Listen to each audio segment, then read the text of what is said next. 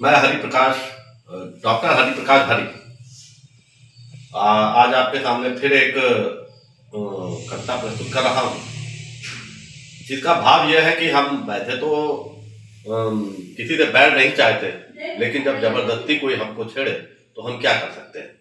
हमें भी तो अपना अस्तित्व तो बचाना है। इसी भावभूमि पर यह कविता है। पहले एक दो पंक्तियों में, शत्रु सर्वत्र हैं समाये से, हर तरफ खौफनाक साए से, हो गई हाय ये दशा कैसी, लग रहे अपने भी पराये से। अस्तित्व शीर्षक से ही यह कविता है शौक कहां बेवजह कोई हमको भी पैर बढ़ाने का, लेकिन इज्जत से जीने का हक तो आखिर हमको भी है शौक कहां बेवजह कोई हमको भी पैर बढ़ाने का, लेकिन इज्जत से जीने का हक तो आखिर हमको भी है।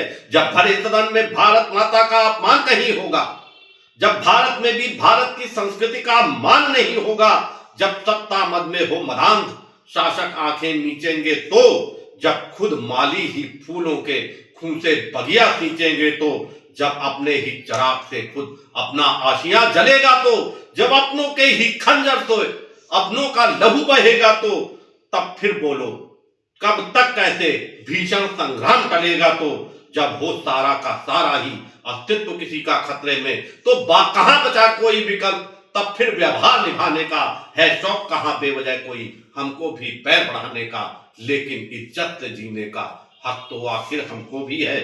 जब घर के मुखिया ही खुद घर में बीज फूट के बोएंगे, जब घर के मुखिया ही खुद घर में बीज फूट के बोएंगे, जब अलग जगाने वाले ही लंबी ताने खुद सोएंगे, जब शांति दूत भारत भू पर आतंकी बादल डोलेंगे, जब शांति दूत भारत भू पर आतंकी बादल डोलेंगे, जब सब भावी सरिता में विषधर नफरत का विष खोलेंगे, जब अधा धुंध दरबारों में बदगधे पंजीरी खाएंगे, जब हंस चुगेंगे ताने तुनके कौवे मोती पाएंगे, तब फिर बोलो कब तक कैसे वादों से मन बहलाओगे, तब फिर बोलो कब तक कैसे वादों से मन बहलाओगे। जब हो सर्वत्र निराशा तो आशा के दीप चले कैसे, अब शेर बचा ऐसे में क्या सिद्धांत को ही समझाने का, है शौक कहां बेजब वजह कोई हमको भी पैर बढ़ाने का, लेकिन इज्जत से जीने का हक तो आखिर हमको भी है।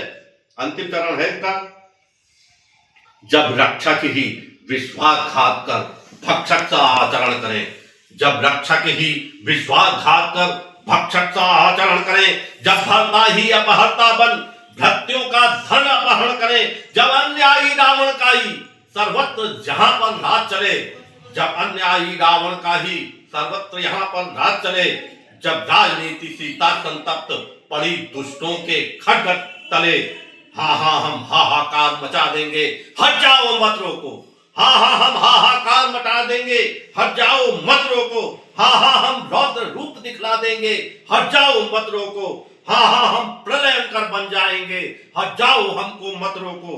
अब और न चुप रह पाएंगे, अब और न चुप रह पाएंगे हट जाओ हमको मत रोको। हरि बचा कहां आधार कोई है चुपचाप ये सब सह जाने का, है शौक कहां बेवजह कोई हमको भी पैर बढ़ाने का, लेकिन इज्जत से जीने का हक तो आखिर हमको भी है, लेकिन इज्जत से जीने का हक तो आखिर भी है हमको भी। क्या ये माता की जय। क्या आपके द्वारा ये रचित कविता है? ये तो प्रश्न ही अपने आप में बड़ा कटा है। हाँ बोलिए, बताइए, परिचय दीजिए दर्शकों तो को। ईश्वर की देन होती है, माँ सरस्वती की कृपा होती है, स्वरचिति इसको कहा जाता है। जी जी, आपने बहुत ही सुंदर कविता लिखी है।